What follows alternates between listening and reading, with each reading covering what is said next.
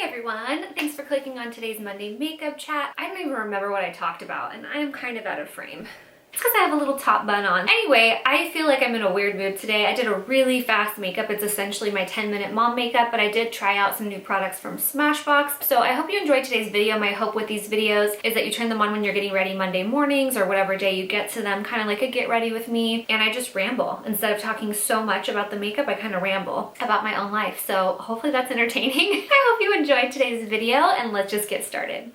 I feel so sleepy today. I started a challenge in the last Monday makeup chat. I was talking about creating a challenge and kind of like 75 hard inspired. I did it. I started it Sunday, so it's day 3 today and it's awesome. I love it. I love how it's going. It's going really great, but I am like walking and working out and all that, which it's only like day 3 and I didn't even work out the first day. I'm already incorporating more working out than normal like the last couple weeks. So I feel like my body's still adjusting and getting used to being like more active, you know, but it also feels good. It's like, it's a weird feeling because I feel like I'm more energetic because I'm moving my body, but then like my body's sore and I'm just tired. So it's a weird mix. And also it's that time of the month. So not pregnant still, guys. I was 2 days late and it just sucks being late when you're trying to conceive because you have this hope, but then you're trying not to get excited. If you've ever been trying to conceive for a while, like you know exactly what I'm talking about. It's just like you're excited you're late, but you're also like, okay, but if I'm gonna get my period, can I just start? And I never want to test because I don't want to like see another negative test, but part of me just wants to test to just like knock it out. If I'm not pregnant, then I know I'm just late. So it's this weird mind game.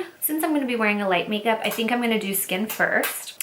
So let's try out this Halo primer. I have not used this in so long. I don't think I've used this since I worked at Sephora in like 2013 or 14, whenever that was. Because I think I told you on my last Monday makeup chat, I don't use primers a ton, but I really have been liking this primer. It's kind of the same idea. It's like a smoothing primer. So this feels so nice. It's a very silicone-y feel, very smoothing. It's so funny because my best friend Brittany loves Smashbox. It's like one of her favorite brands. And she was just talking to me about a foundation or something from them. And I'm like, gosh, I haven't used Smashbox in forever. And so it was just kind of funny that they reached out and sent me a few of their like main things. Okay, I did a whole foundation, contour, bronzer, blush, highlight.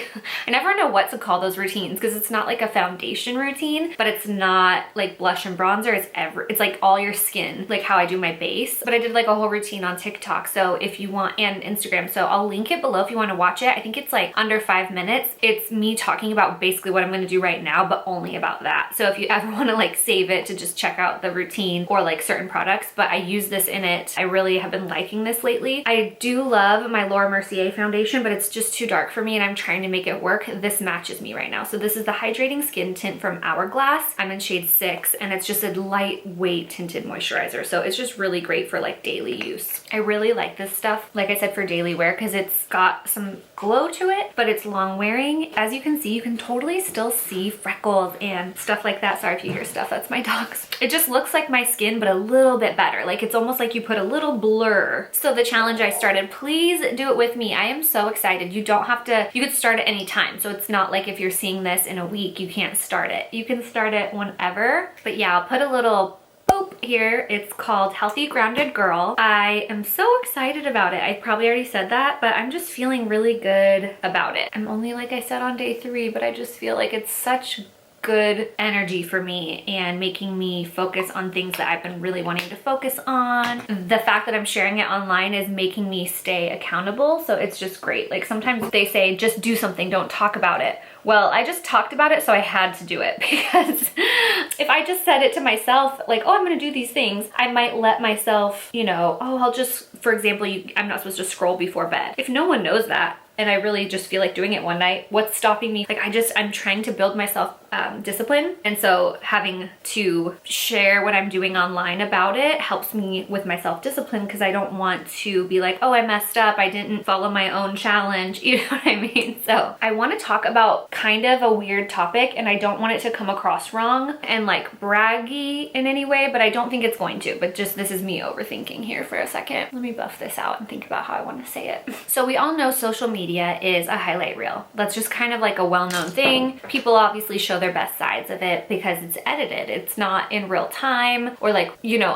unfiltered. And obviously some people share things like purposefully that aren't necessarily so glamorous. Like I know I like to share about my infertility, when I would struggle with depression or anxiety, my postpartum depression and stuff. Like people share those things, but that is still edited and curated to be what that person wants you to see, or like their perspective on it, because they're the one editing the video. So if that makes sense, basically I've been editing for 2 days only. I've gotten done. I did some like day in my life stuff last week too, and I have been making reels sharing just my daily life. Seeing it, I just started thinking, man, I look like I have this fabulous life. And here's the thing, I do. I feel like I do, and I feel so grateful for it. But just these weird thoughts were happening in my head. And I think it's because I had a conversation with a girl at work about, it's so funny because last Monday makeup chat, I was talking about speaking with another fellow mom who's my client about putting kids in daycare. So this time my thought today was kind of inspired by another conversation with a client. So anyways, I have this client who is in the beauty industry as well, and she was talking about going and doing something really fun and how she didn't want to post that on her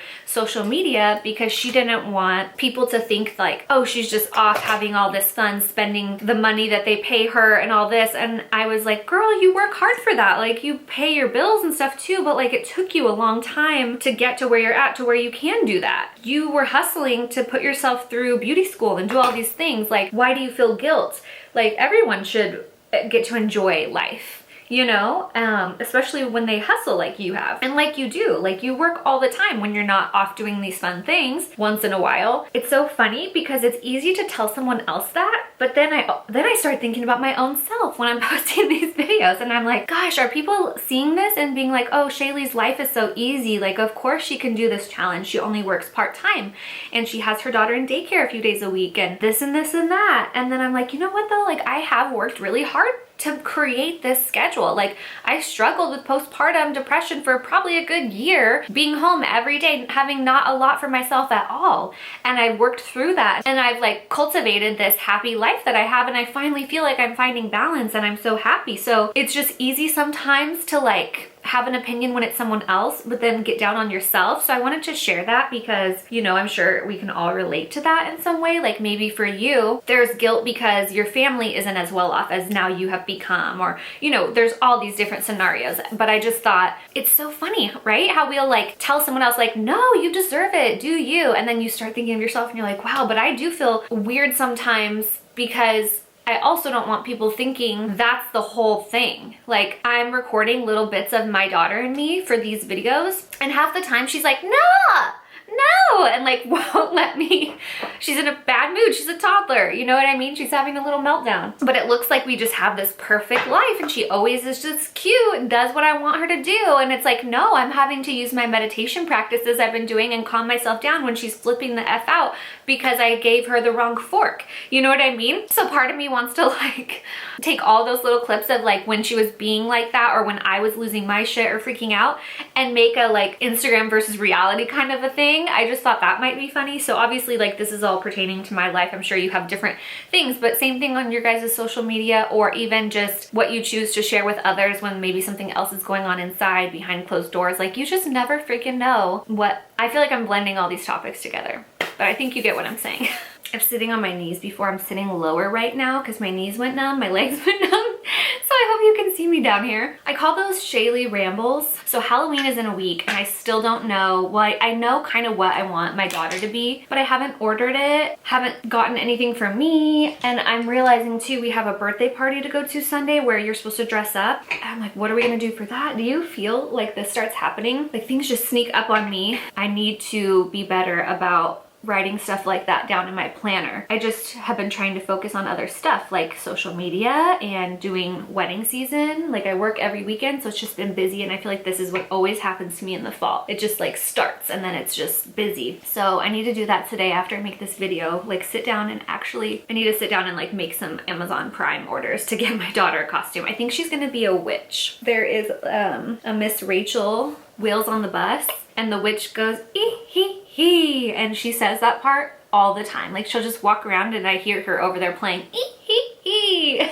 So So she really likes the witch, and a lot of my decorations have witches on it, and she points to them and like knows it's a witch. So, okay, I just used all these powders and I forgot I was gonna use this Smashbox Halo Sheer tint for lip and cheek. So probably if I wasn't rambling, I would have put this on before using the bronzer, the powder bronzer. I like how this is a squeezy tube. This is kind of different. Let me put on some lip pencil first. Cannot go without my lip liner.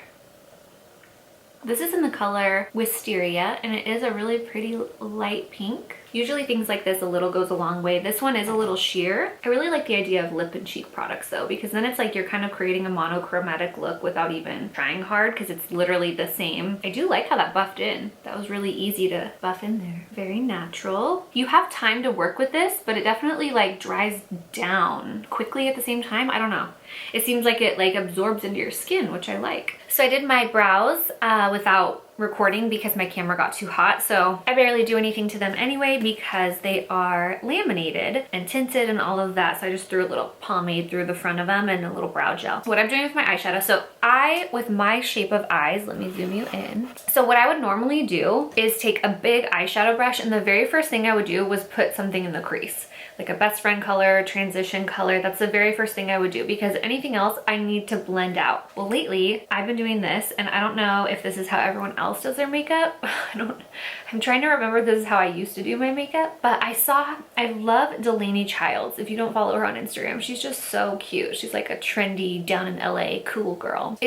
She has similar shape eyes to me, not the exact same, but she does have a lot of space right here. And it looks like she keeps her shadow a lot lower, where I like blow it up and try to take up almost all that room up to my eyebrow, and she doesn't. And I just looked at it and I'm like, that's a kind of different way to place the eyeshadow on shapes like ours. So I'm gonna try to do that. So I literally have just been wearing like a brown color, or even I'm using the Tartelette in Bloom palette right now, like this pink one. I'll do it with the pink or the Smarty Pants brown, or the Jet Setter, like any color that would normally be like your crease, you know. I'll just kind of do it here with like a long skinny blending brush, and only do that. Like this is literally all I'm gonna do, and keep it a little bit lower. And I'll even take some down here. But it's just like the quickest little eyeshadow. And then I'll take a brush with nothing on it, like this has no eyeshadow on it, just to help like blend that out. And see, I'm already like, I'm trying to not do what I always do and like actually add color there and take too much up. It's like I want it to stay lower. I blew it out just a little too much. But see, it just I guess it leaves more of your brow bone more looking forward, like highlighted. I don't know if this is making sense or if it even is like translating on camera. So I'm just keeping it a little bit lower, and I wouldn't always put like a color on the lid. Like I might keep the lid lighter. So I don't know. I just think it's really simple and a really quick eyeshadow placement using one color. Like it's just so easy. So yeah, take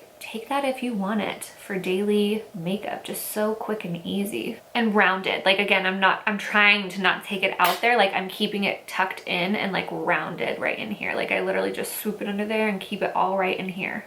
Okay, and that's all I'm gonna do. And now I'm gonna curl my lashes and use this new Smashbox mascara. Let's test it out. So I've talked to you guys about plants before, how I have just so many deer here at my house, and how I've done so much research planting outside, trying to get deer resistant stuff. Got a fence built. They did not come in my fence for probably a good like month and a half. And I went downstairs making coffee one morning in September. There was a bunch of deer out in my front yard over the fence, eating all the leaves that had fallen off the tree, and I was so sad. Like I wanted to cry. And now I've just been noticing, because it's fall and there's always leaves on the ground right now, they come in to eat all of those, and they just like maybe munch on some other things, and it's just totally bumming me out, because I thought like, oh, it was enough to deter them. And it's not like I'm planting stuff they like. I'm planting deer resistant stuff, and they just still come eat them, and it's like they don't even have chances to grow and get established, and it's really bumming me out, guys. So I know that's totally random, but if you have any plants that you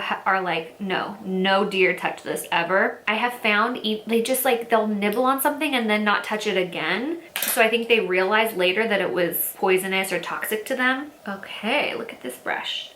Okay, it is, I don't know why my eyes are bugging me all of a sudden. It is like a silicone really defining brush. So let's see if you hear my dog Gracie barking. She's probably barking at a deer right now. So far so good, very defining. So usually I like to use 2 mascaras. A lot of girls do that. I don't think I'm a weirdo saying that and admitting that, but I'll do one like this first that defines, and then I'll add like more of a volumizing, like clumpy mascara, for lack of a better word to describe it. But I am gonna just go back with this one again and see if it starts kind of building on itself. I was doing makeup at a wedding the other day and there was a 20-year-old bridesmaid, and I had put on a shit ton of mascara that day, like just clumped it up, because I don't often wear false lashes anymore unless I'm doing something like really special. So I do like my lashes to be like clumped up with mascara because I want them black, and I also don't wear liner a lot, so I really put a lot of mascara on. But anyway, I'm doing her makeup and she's like describing to me, oh yeah, I used to use the Too Faced Better Than Sex mascara, but then I stopped using it because I just felt like it was just too clumpy and too much, and that's just so not the style anymore. And I was thinking, because she kind of looked over at me as she said it,